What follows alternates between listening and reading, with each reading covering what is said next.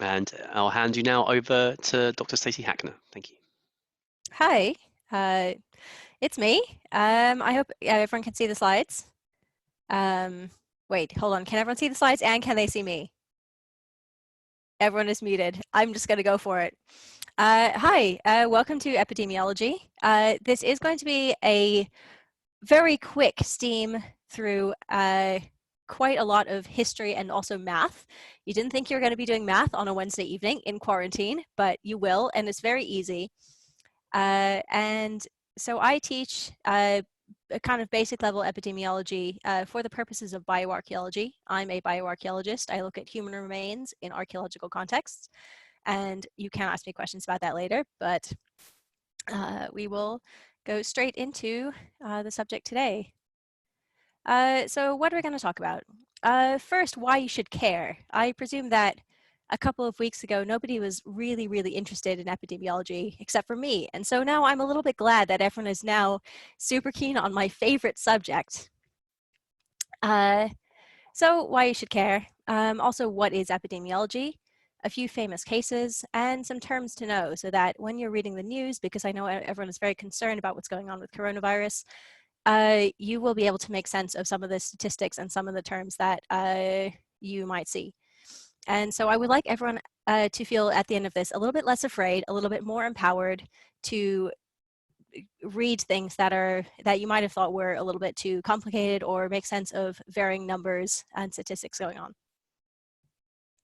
So does anyone know, you can use the chat, what bacteria we see in the back? Anyone?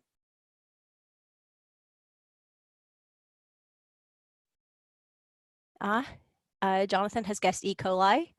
No, it is smallpox.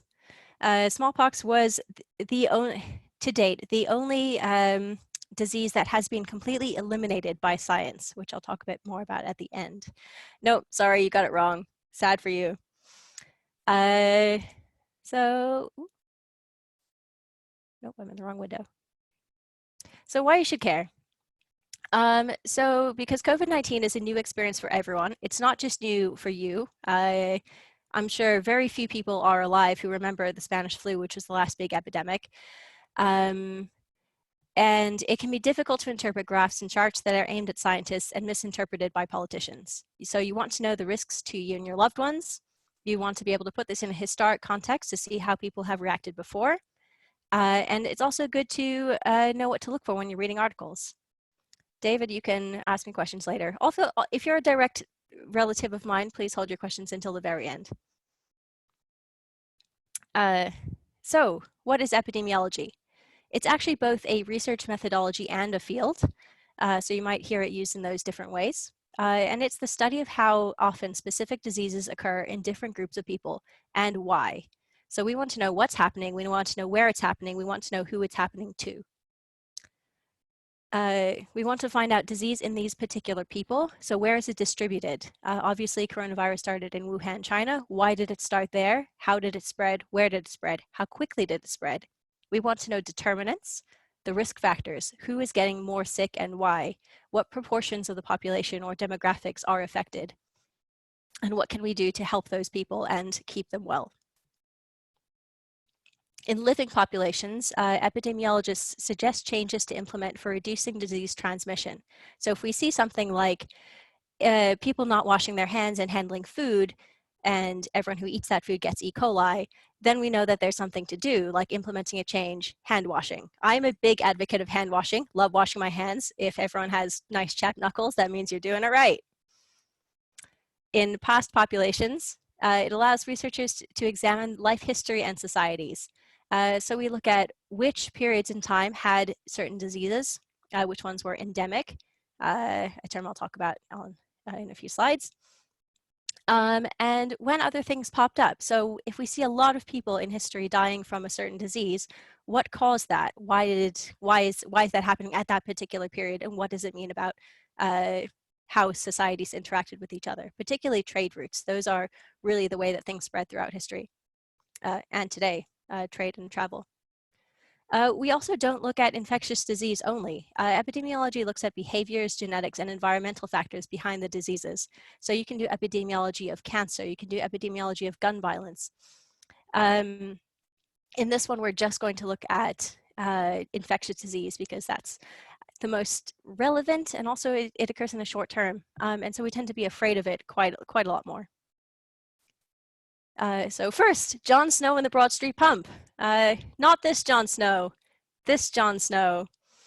So Jon Snow was Queen Victoria's obstetrician and anesthetist, and he is also known as the founder of the field of epidemiology.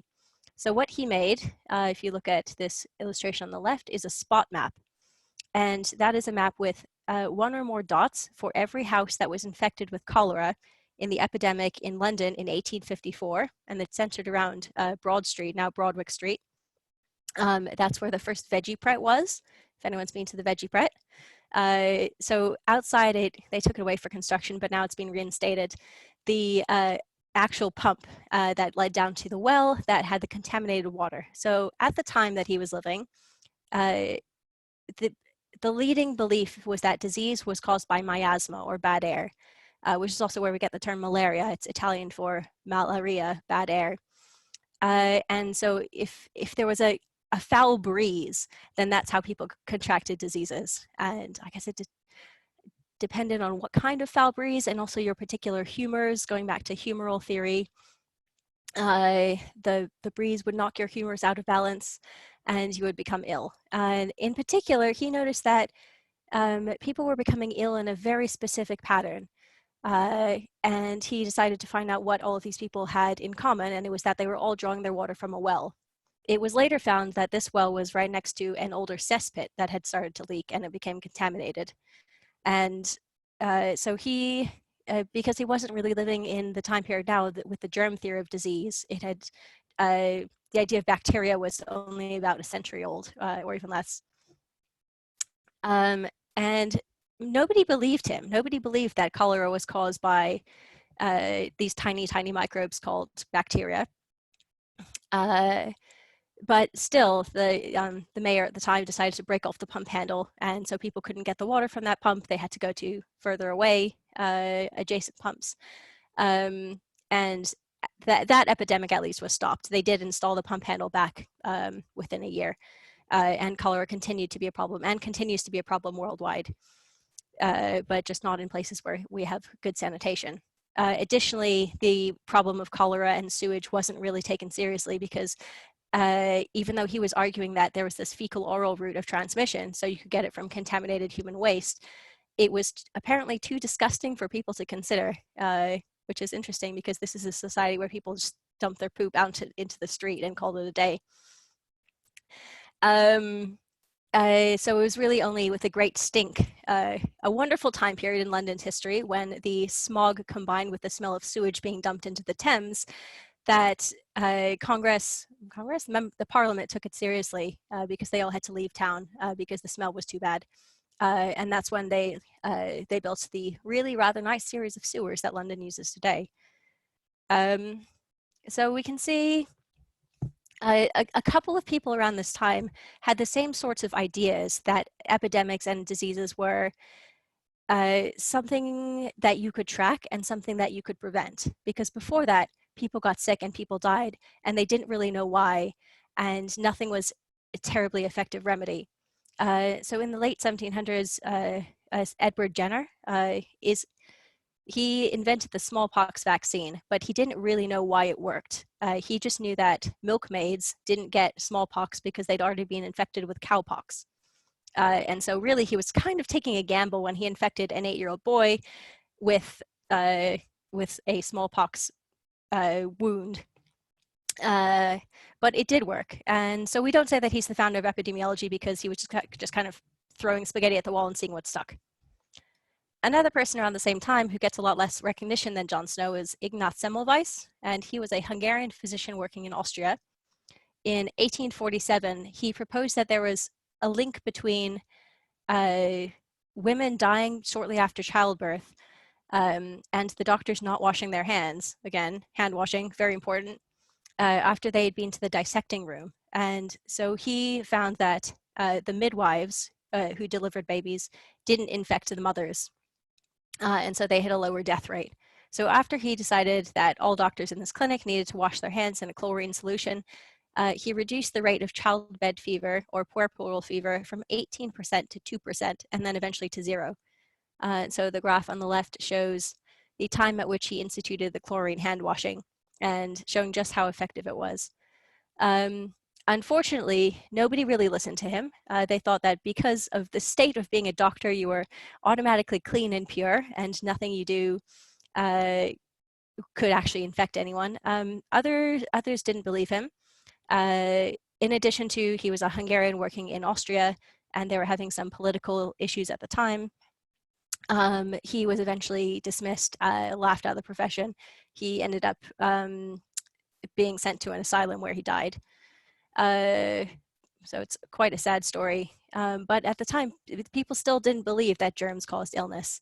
And anyone who came in with a radical solution that actually helped, they didn't have statistics at the time, so he couldn't even say how well it worked. He could just say, this seems to be working. He did pave the way for Louis Pasteur, who invented pasteurization, and Joseph Lister. You might know his name best from Listerine, the mouthwash, who also believed in hand washing, sterilization, sanitization. So we get into the theory of miasma actually persisted well into the 20th century. And I know people today who are keen on the humoral theory of disease, which isn't in line with current medical and scientific thinking. So more about epidemiology. We might be wondering why we're in a pandemic right now, as opposed to an epidemic. It all has to do with scale. So starting from the smallest, first we have an outbreak, which is a small isolated occurrence from a known exposure. So you think of food poisoning or a norovirus outbreak. I'm sure everyone has been involved in some of these. We've all had food poisoning from something. Then there is endemic. We don't say an endemic, we say that a disease is endemic to an area. And so that's the habitual presence of a disease or the usual occurrence. So we'll say malaria is endemic to the tropics. Is it really? We could eliminate it. And actually malaria has been eliminated, or not eliminated, but greatly reduced in the last maybe 15 to 20 years with things like clearing swamps, which is the original way of doing it around 100 years ago, and insecticide-laced bed nets. So those have really helped. An epidemic is the occurrence of a disease on a much higher scale than normal, and it's from a propagated source. So if you remember from a few years ago, Ebola virus disease, so that went from a few cases to hundreds of cases to thousands of cases. It started to spread throughout the west coast of Africa, and we knew where it came from. So now we're in a pandemic, which is a worldwide epidemic that's specifically caused by an infectious disease. And so you might hear the word epidemic used in other contexts, like the cancer epidemic. That's not an infectious disease in most cases. So we don't refer to it as a pandemic, even though it's happening worldwide. This is specifically an infectious disease that crosses international boundaries.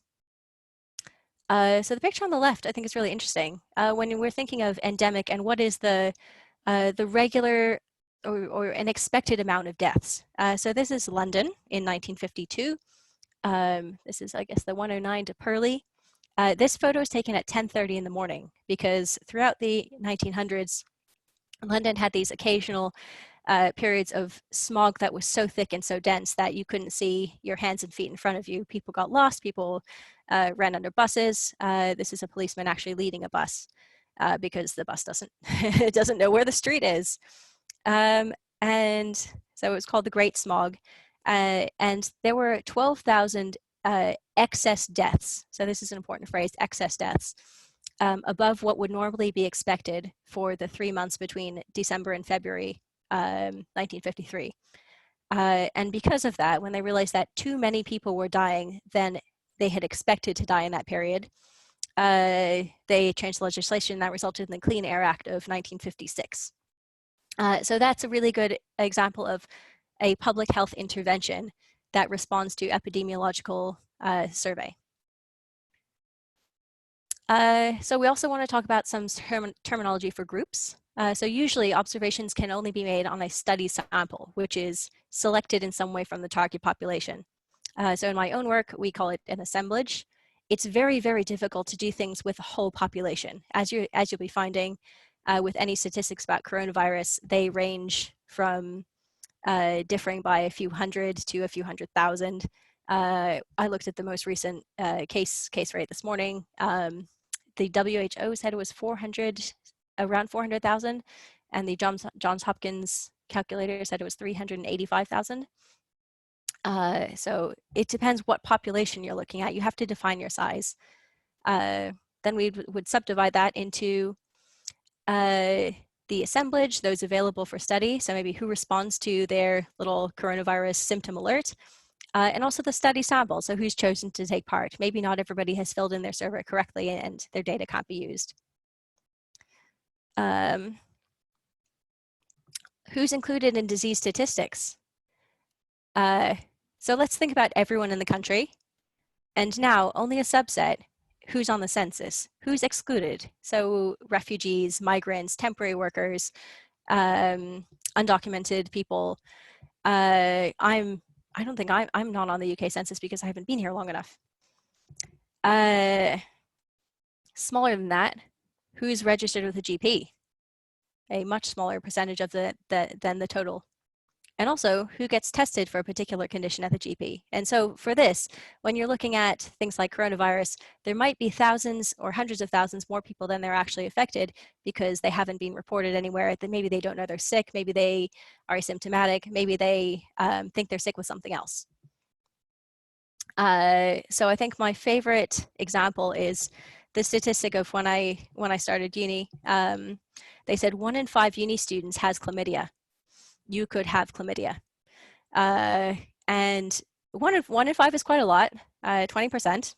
And how do we know that? Because it's not accurate unless all uni students are tested. So let's say UCL tests every single student. So when you sign up for your registration and your modules, they say, here you go, pee in the cup, see if you have chlamydia. So they test everyone and they say, oh, only 1 in 8 students has chlamydia. Whereas at King's, they only test students who show up with symptoms, not everyone. And they'll say 1 in 3 students has chlamydia, which is a much, much higher rate. That's a third of all students having chlamydia. But that's a sampling error. So it's saying who gets tested, who is in charge of doing the testing, and what does that mean about the actual rates of disease that we see. So the first math, this is very exciting. Is everyone ready to use their chat? Yeah, I see some smiles. Okay, so the first and easiest measure of disease frequency is prevalence. Yeah, Becky's really excited. Prevalence is a basic percentage. It's the number of cases of the disease in a specified period over the total population. So, for example, headache in students in a biology lecture. You have 100 students, 5 of them have a headache. What is your prevalence? This is expressed as a percent. Becky? Dave says 5%. Andrew says 12. Where did you get that, Andrew? Great, great. Everyone seems to be agreeing. The answer is 5%. So well done. You've all found basic prevalence. I see answers are still coming in. So we can use that to look at types of disease. So the types of disease that people have died of has really, really changed. So I've included here the differences in death or causes of death from 1900 to 2009. And then this other one from the 1600s, which I think is really fascinating. So earlier, we have the death rate per 100,000 in each. In 1900, most people were dying of pneumonia and the flu. And now they're all dying of heart disease. So the prevalence of each has really, really changed. Look at where influenza is and pneumonia down on 2009. It's almost at the bottom. And heart disease is still in the top 4 of 1900. But really, the prevalence of those has changed quite a bit. And you can see differences in how society operates. Namely, we've got rid of a whole lot of infectious diseases. It's allowed people to live longer and really changed quality of life. So those are two concepts, morbidity and mortality. Mortality is how many people die, and morbidity is how many people are ill. So now we have a lot of people living with longer term conditions, whereas in 1900, you might just get an infection and die very quickly. I really enjoy the terms for disease that they have in 1632. The ague, which is a fever, impostume, jaundice, grief, teeth. Teeth is a cause of death. So really, that's just for fun, in case everyone hasn't seen. Yes, grief. The king's evil. The king's evil is scrofula, because it was believed to be cured by a touch of the king. Needless to say, the king did not want to touch anyone with scrofula. Okay, so some things to consider when we think about infectious disease. Why are we so afraid of it? Oh, my notes have gone away. So we tend to be more afraid of something when the disease is more severe. So are your insides on the outside? In coronavirus, I've seen a lot of people who are not very afraid of it because it's just a cough. We've all experienced a cough. We've all experienced a fever. Compared to when I was teaching this course during Ebola, everyone was very, very afraid of Ebola virus disease because it makes you bleed out your eyes. Everyone is really, really afraid of bleeding out your eyes because that's not where the blood should be. Lots of comments. So yeah, we tend to be more afraid of things that we're disgusted of. So anything that causes swellings, or we would say tumors, not a cancerous tumor, but just any kind of swelling. Leprosy, warts, we're very afraid of. We're less afraid of things that act and move slowly than of things that act and move quickly. So even though something like syphilis will eventually kill you, nobody's really afraid of it in the short term. And also we can get rid of it fairly easily now. Syphilis does cause your whole entire face to collapse, but that takes about 30 years. So yeah, I hope at least after this, everyone will have some really fun facts about gross diseases.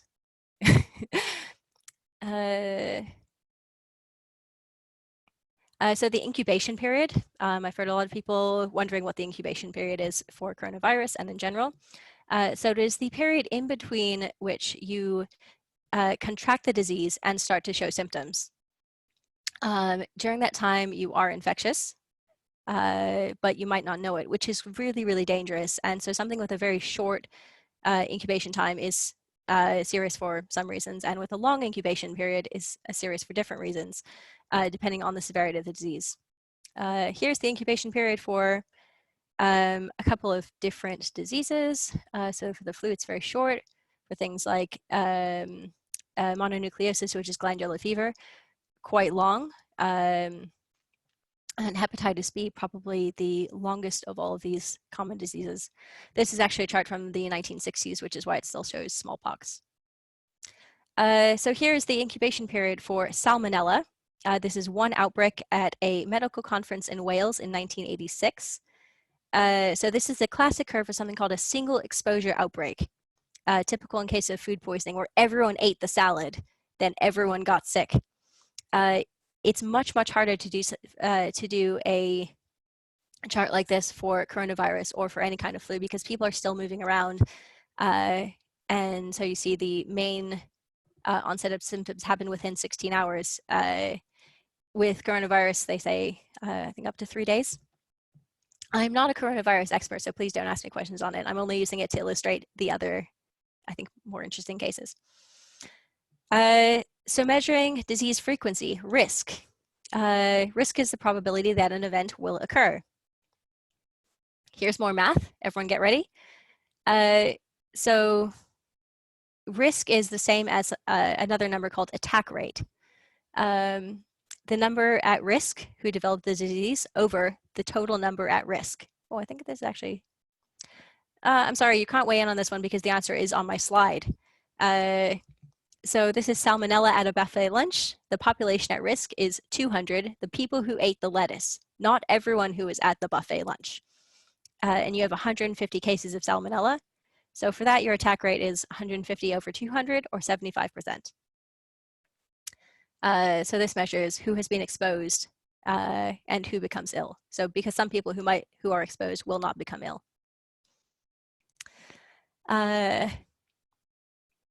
So your attack rate or risk is different from your relative risk, which is also the ratio of the disease rate in exposed people to those who are unexposed. So for instance, the risk of lung cancer in heavy smokers versus lung cancer in non-smokers, it's 24% versus 0.2%. So these are more terms that it's good to be familiar with. A case study for this, Legionnaire's disease. Has anyone heard of Legionnaire's? Yeah, so it's called by the Legionella pneumophila, which is a waterborne bacterium. There was a 1976 outbreak in Philadelphia at the American Legion Conference, attended by either over 2,000 people or over 10,000 people. In doing the research for this, I emailed the epidemiologist who studied it in 1976. He's not sure, and his files have been destroyed. Yeah, that's research for you. So 3 days later, after everyone had gone home, the attendees started dying of apparent heart attack. Overall, 221 became ill with Legionnaire's and 34 eventually died. At this point, they didn't know that Legionnaire's was a disease caused by a waterborne bacterium. So this was the first time that they sent in a team of 20 epidemiologists to examine every single person who was there and see what happened, see what their symptoms were, see what they had in common. You know, you see, okay, so you ate the salad, but you didn't eat the salad and you're still sick. What's wrong? So okay, let's look at the attack rate. Here's the quiz. That's why I didn't put in the previous one. So 221 people became ill out of 2,000. What's the attack rate?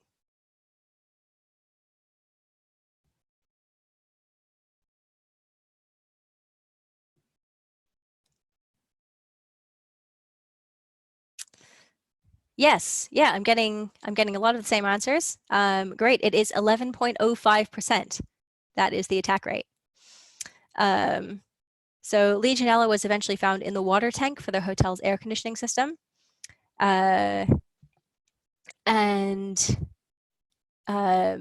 actually we see Legionella breaking out whenever there's kind of contaminated water as well. Simon has raised their hand. Ooh. Okay, my favorite one, the Black Death. This is Jonathan's favorite as well. So the Black Death, I'm sure everyone has heard of it in some way through popular culture, through museums. There were 3 outbreaks. There was one in the 6th century, the Plague of Justinian. There was one in the 14th century, which is the most famous one, and that's one we usually refer to when talking about the Black Death. And there's one in 1855, which lasted until 1959. So the earliest graves were probably 1338 in Kyrgyzstan. Total dead is 75 to 200 million. This is a really, really, really wide range because we don't know how many people were alive at the time. We don't know the population of Europe. We also don't know how many people died. Reports say between 30 to 60%. It really depended on the town.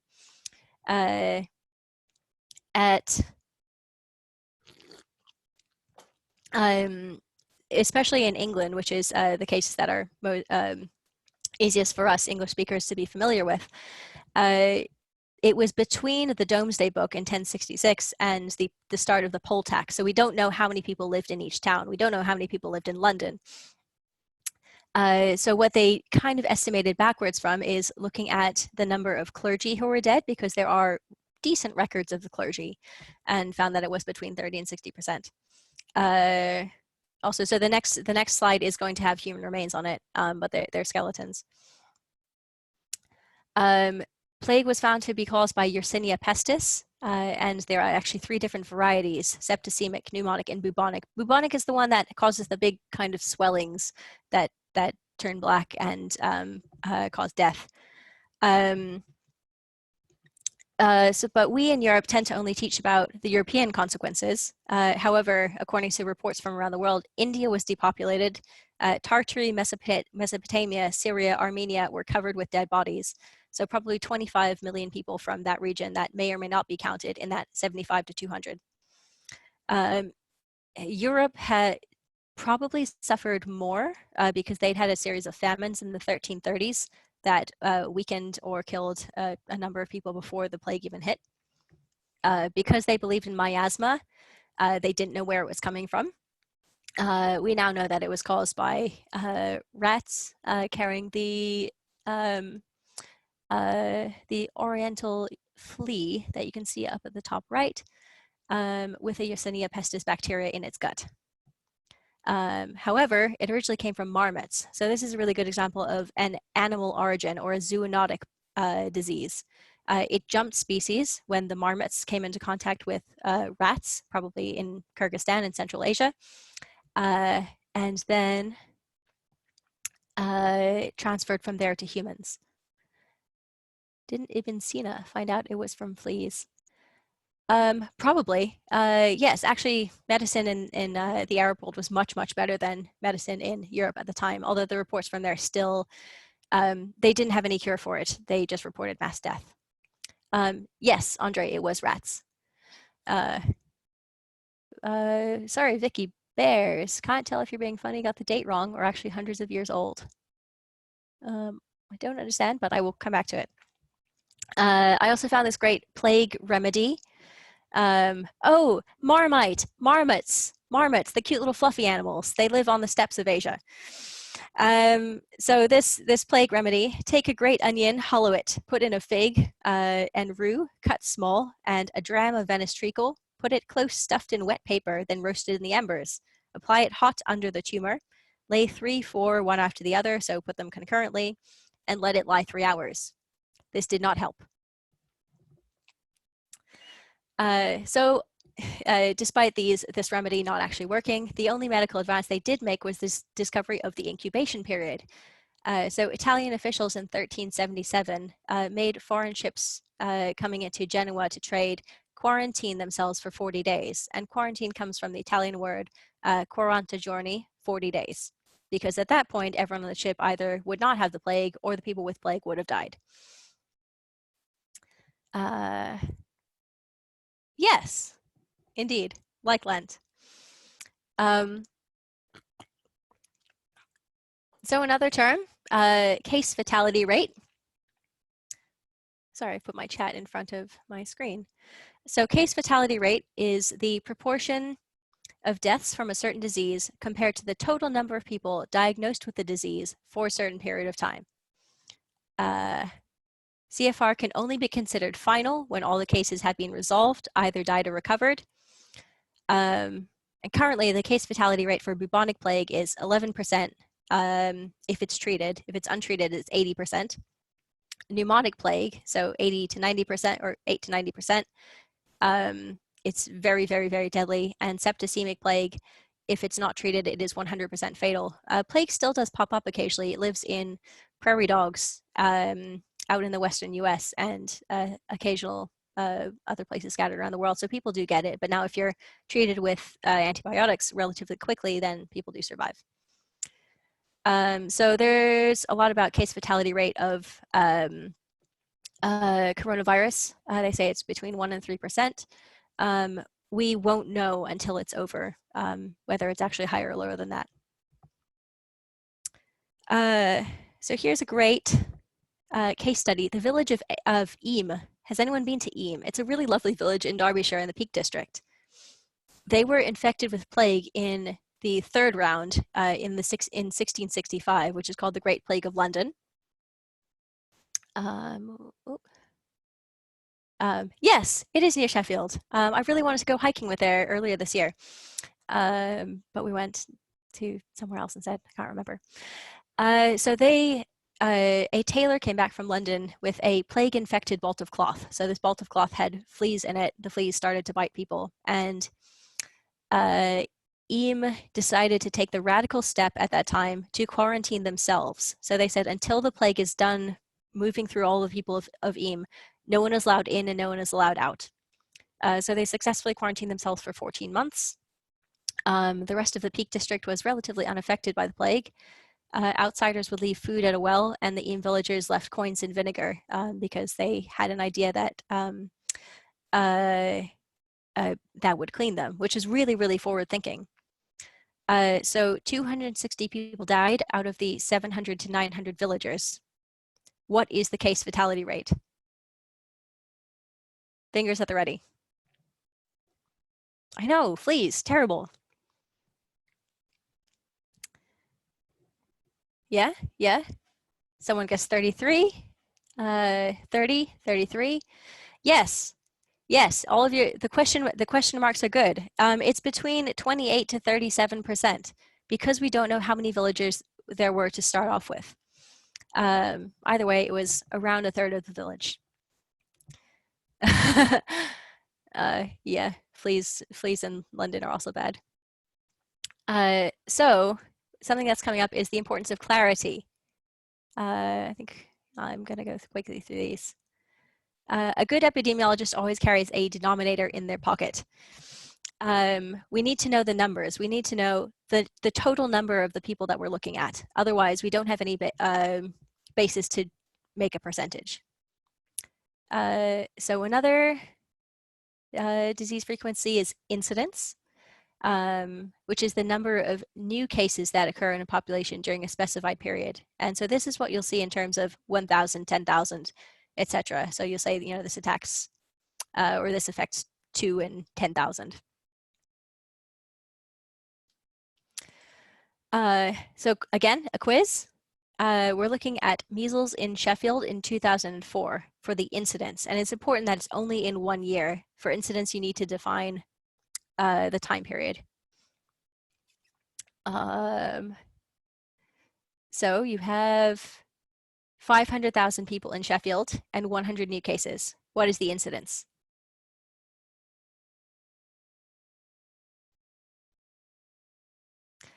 Yes. For those of you who are giving percentages, this is a trick question. This one is given in number per 100,000 per year. So it is 20 per 100,000, which does work out to 0.02%. We can also say 2 per 10,000 per year. I feel like I'm running out of time and still so much to cover. So I'd like to talk about Spanish flu, which is a lot of people are comparing the current coronavirus outbreak and pandemic to Spanish flu, which happened in 1918, and it's the previous kind of big epidemic that people know. There were actually two other, or the biggest pandemic. There were two other flu epidemics in 1957 and 1968. They were mostly confined to East Asia. They were Hong Kong and Singapore. Spanish flu was by far the worst, especially coming on the back of World War I. It killed many, many times more people than the war did. So it presumably started in 1918 in Kansas, which is the home of hog farming, and also it was on a migratory bird flyover. So again, we have a zoonotic and animal origin of the disease.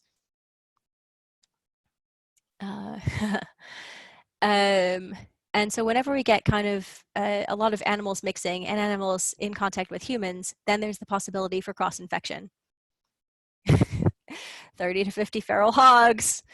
No, these were actually farmed hogs. So some locals in this town in Kansas were soldiers at a nearby US Army base.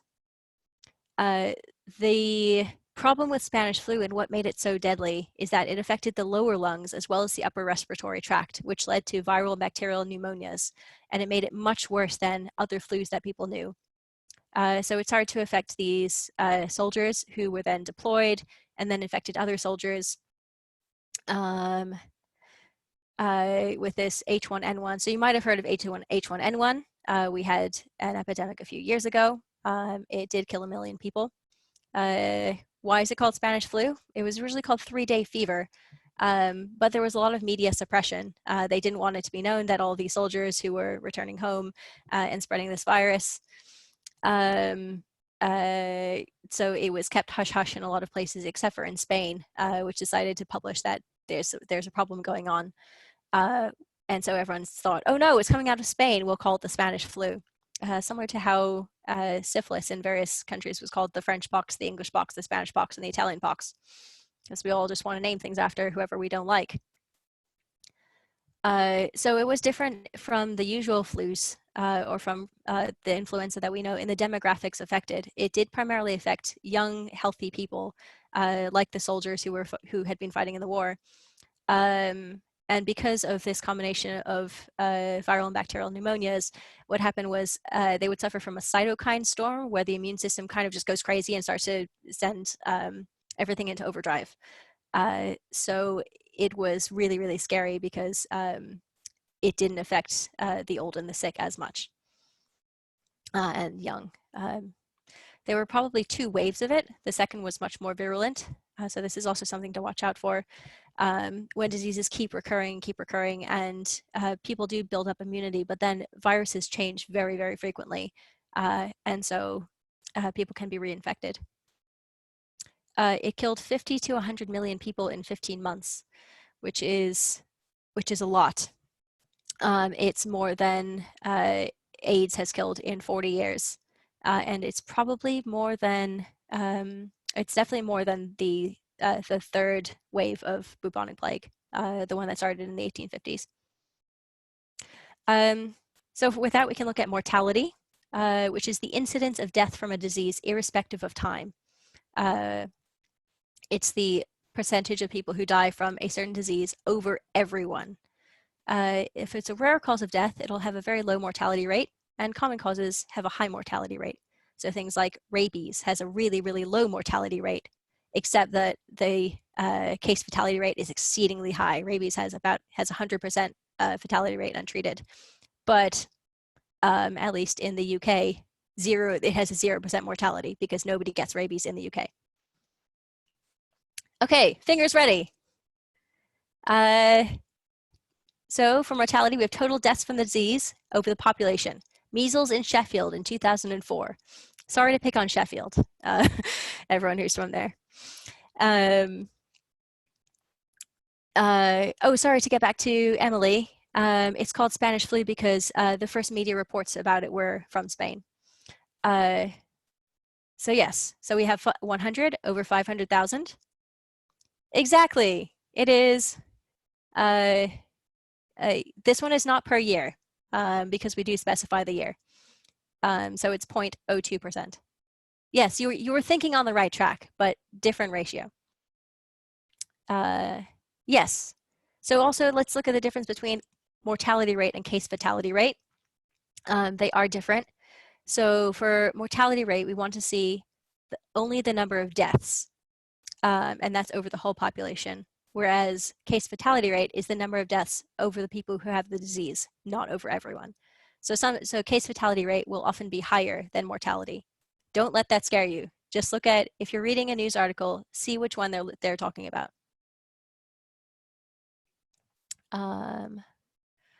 Let's not get into odds, because odds gets very complicated. So things like measuring health and disease. Now you all have the information. Public Health England reported that there were 100 cases of measles in Sheffield and only 60 in Rotherham. Is measles more common in Sheffield?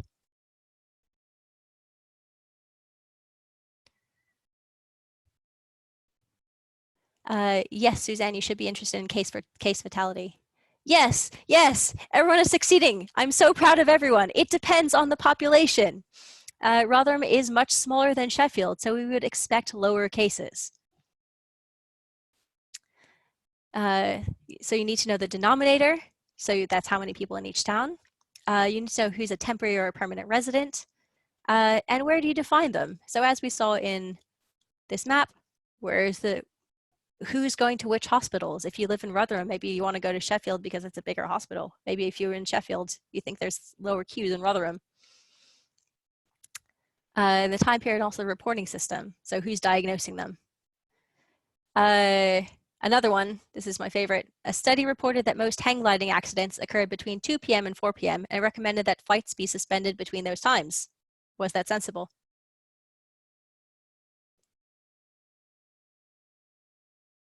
Yay! Everyone's saying lol no. You need to know the number of flights and number of accidents at different times for comparison, and also check what time is the hang gliding rental facility open. Maybe there are the most accidents between 2 p.m. and 4 p.m. because it's closed the rest of the day. So yeah, exactly. Peter, you're exactly right.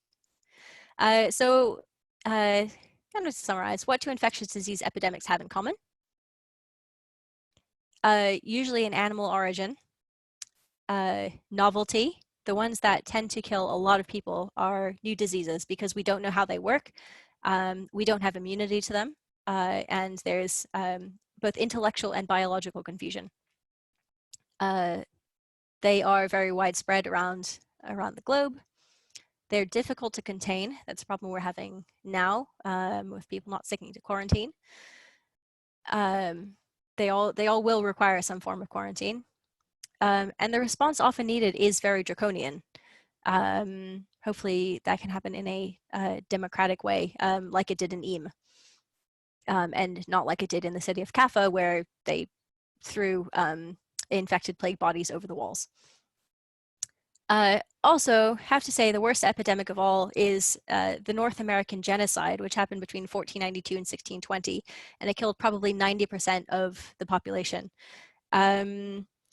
We tend to be very Western and European centric when looking at epidemics. This one doesn't have very much information.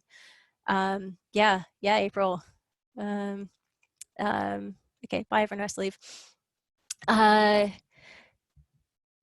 Because the Americas didn't have a system of writing that we could easily understand at the time, we have to rely on the reports of the people who were actually bringing the diseases, knowingly or unknowingly. But reports from the 1490s say that they saw coastlines immensely populated with people who were waving at them and not really knowing exactly what was going to arrive, the destruction of entire cultures. Then when people started arriving later in the 1500s, they said these vast empty coastlines ready for us to colonize, which is horrific. Yeah. Which is why it was so easy, because in the Americas, they didn't have the history with domesticated animals that Europeans and Asians did. So they didn't have time to develop any immunity at all to these zoonotic animal-caused diseases, which meant that it was very easy for anything to spread. So that's the end of the information. Thanks to everyone who had a hand in helping me out with this, to Christian, to HJ, to my professor who provided some of the information for the slides. And also the current coronavirus epidemic is affecting lots of people. Here are some ways that you can donate to causes that I care about. If you donate money directly to me, I will give it to whichever freelancer friend of mine raises their hand next. You can also give to Swarm, the LGBTQ Hardship Fund, and the Hackney Food Bank, or whatever cause is nearest to you. So, question time. Thank you very much, Stacy. Now I'm going to talk for a moment to give Stacy a chance to take a break. I've copied into the chat panel there the links that are currently on the screen, and I'm going to stop Stacy's screen share so that we can all see the cameras. Now, if you have a question and you can speak, please do raise your hand using the button in the participant list, and we will come to you for the live questions. If you cannot speak and you'd like to put a question in, please type that into the chat panel, and we'll come to that as well. Now, Stacy, do you see the participant list? Do you see the raised hands? If yes. you do, then do you want to pick someone and I will unmute them? Yes. There's raised hand I saw from Sid. Sid, here we go. Unmuting you now, Sid. Hello. Hello, can you hear me? We can. Yes. Yay, thank you, that was great. Question, because you covered the 3 Black Deaths and the 3 sort of big plagues. And I was going to ask the London plague of the 1600s, which is the one I probably know the most about. Did that just affect the UK? Is that why it's not sort of lumped in with the three big ones? Was it just us that got that? I don't really know. It was called the Great Plague of London. I don't know what was going on at the time in other countries. That is not part of my expertise. Okay. But if you want to look it up and post it on Facebook, please do. I will do. Yeah, I know much more about the 1300s. Thank you. Okay, thanks. I saw a raised hand from Kia. Yeah, hi. Thanks so much for that. It's absolutely brilliant. My question, I know you say you're not an expert on COVID-19, but is there anywhere you could point us towards? I've got a couple of questions. One about if there is any information about the latent period, incubation period, and infectious period of COVID-19. And then also a question about what proportion of the cases are actually known through testing. Like what's the number of unknown cases people who've got it but are undiagnosed. So there's lots of sort of specific COVID-19 stuff. Are there places you can point us towards? I think the best and most complete information seems to be at the WHO, the World Health Organization. They, depending on when countries start testing and who they test, whether they test everyone or whether they test people who are symptomatic, or whether they've had they test people who have come in contact with someone who is symptomatic. That's what affects the rate of how many people have it. So I heard that there's going to be a push towards massive home testing. That might just be a rumor, so don't hold me to that. But that might either drive the cases way up or drive them down, and we won't know. I feel like I'm more of like a statistical guide than an actual knowledgeable person in that regard. Right. But yeah, I'll post links to all of the sites that I've been using to track it because I'm a big nerd about it in the Facebook. Thank you very much. Okay, Simon has a hand up.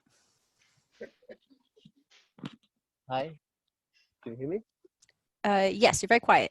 Oh, hi. Yeah, somebody was just got interrupted just at the wrong moment. But my question, I typed it out, and it is a statistical one.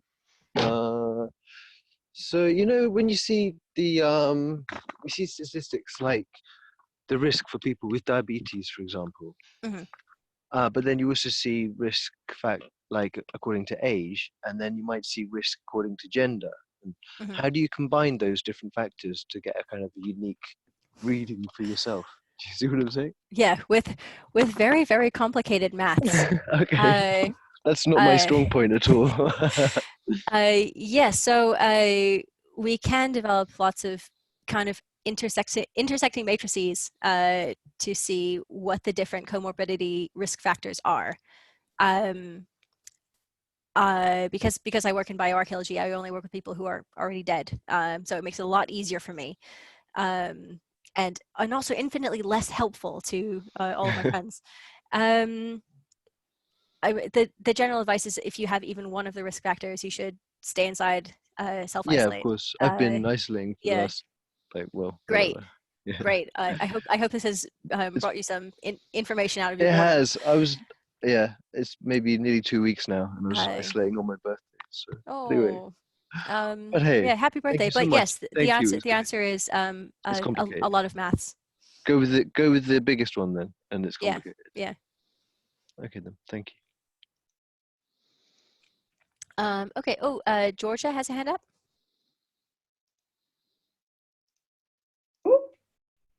Hi. Hi. Stacy. Hi. Can you hear me? Hi. Yeah, hello. I can hear you. This is a light and silly question. Could we go back to that slide with the old-timey deaths, like Affrighted and King's Evil? Yes, we can. That was amazing. Did you go through some of them? Let me find it. Can everyone see it? No, you'll need to start your screen share again. Okay.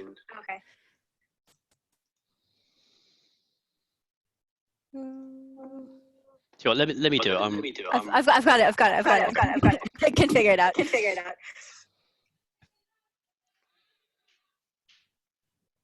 Can everyone see it? We can, but it's you're in kind of edit mode at the moment, so we can't see it full screen. Oh. Yeah, let me throw it up full screen. Here we go. Okay.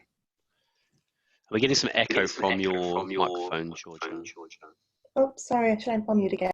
Yes, please. Okay. Are there any that stand out?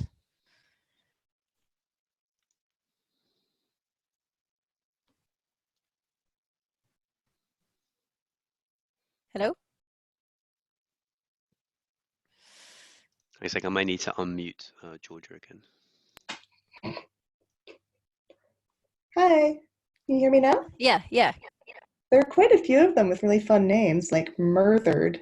Oh, And- yes. That's just the way to spell murdered. Oh, Yeah. how about Jawfalm? That's I think lockjaw. So tetanus. Yep, tetanus. Childbed. Childbed? Childbed is what Ignaz Semmelweis was looking at. Childbed fever, Wow. which is caused by streptococcus. Could you put this on the chat somehow? So I can look it up?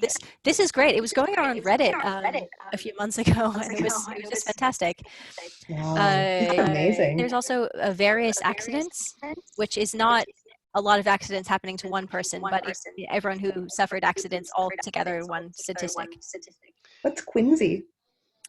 Oh, I can't remember.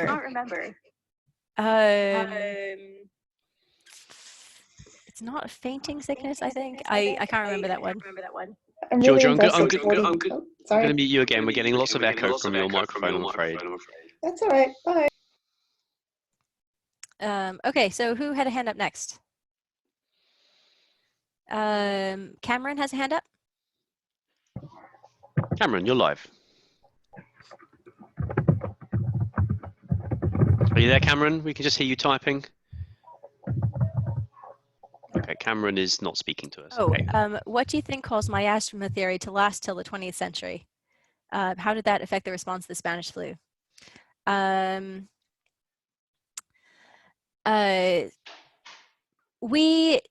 It takes a long time for people to accept any new belief, particularly in society up until very recently was quite religious, and medicine was not, I guess, is sanctioned by the church in the way that it is today. Medicine does not exist as a separate entity, which is why it took a long time for anatomy to be recognized as a thing that was necessary to understand the human body. And so change in belief happened very, very, very slowly.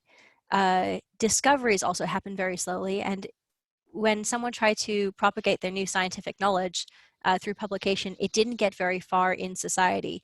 Even if something reached the researcher, so between maybe the Viennese, the Parisian, and the London research elite, it took a very long time for it to trickle down into the everyday doctors, and from there into society. There was also a lot of kind of information hoarding, which I sometimes still goes on today, but thinking that, oh, well, these people with their folk beliefs, they don't really need to know the actual cause, which is why I think public health is so important. It's saying that, yes, people do need to have all of the knowledge to make informed decisions.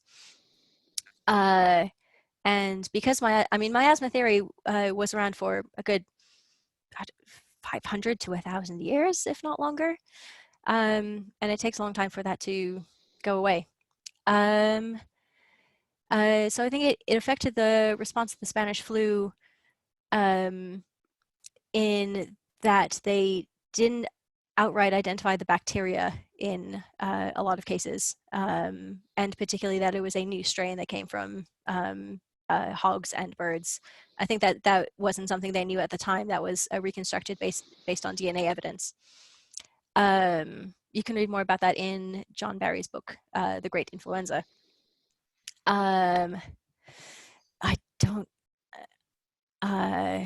Draconian response is needed. I think really, really stressing more that people need to stay in their homes. that's what works. That's how quarantine works. If anyone can think of a way that we can all do it besides just listening to me saying, don't go out, thoughts appreciated. So I see Reed has a hand up. Reed, you're going to unmute you now. Hey, how's it going? I was wondering, as a biological archaeologist, as someone who I would imagine in your own research is dealing mainly with bones, I would think, especially with this old stuff. What are you looking for? What techniques are you using to kind of make these tallies and do these maths using only those assemblages and not living assemblages that you can test and communicate with? So ideally, we have an entire cemetery to look at. This doesn't happen very often. I have had the wonderful opportunity to work with an entire cemetery in Sudan. And so I have a whole separate part 2 of this lecture is how to diagnose disease from bone. There are very few diseases that affect the bone. So things like we don't know how many people died of malaria in ancient times, unless they wrote about it.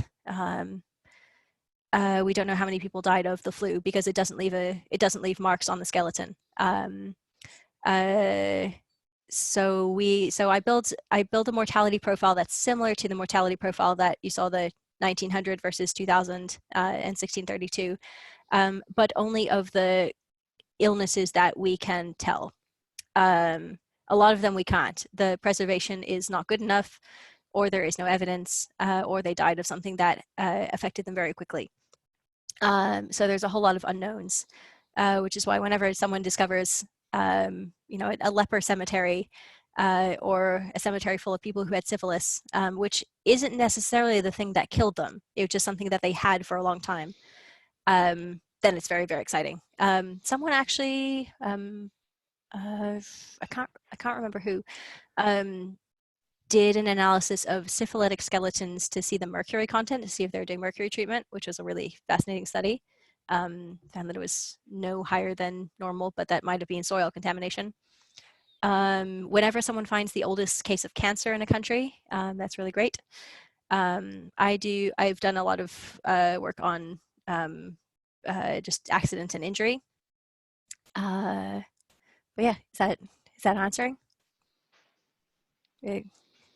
Was it great?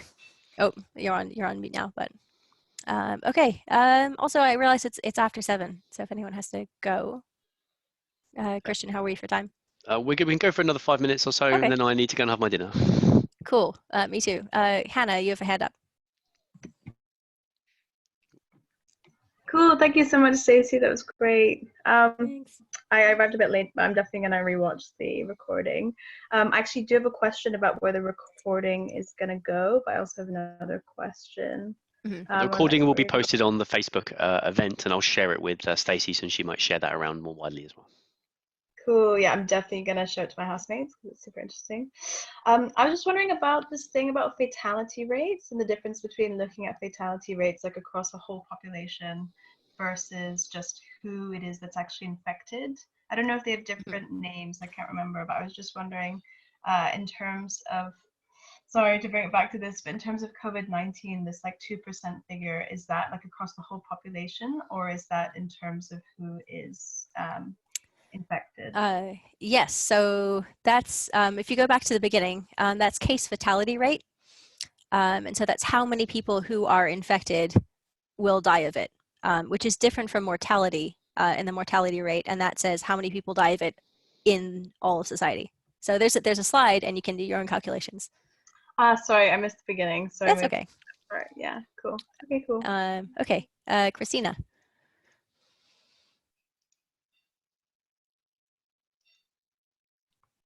Christina? Perdón, los voy a tener que llamar de vuelta. Christina, yes, we can hear you.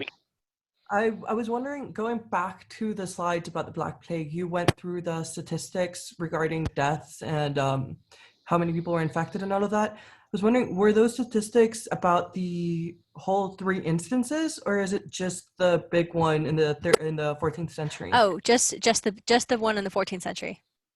Okay, thank you. You're welcome. April. Can you hear me? Yeah. Hi, April. Hi, Stacy.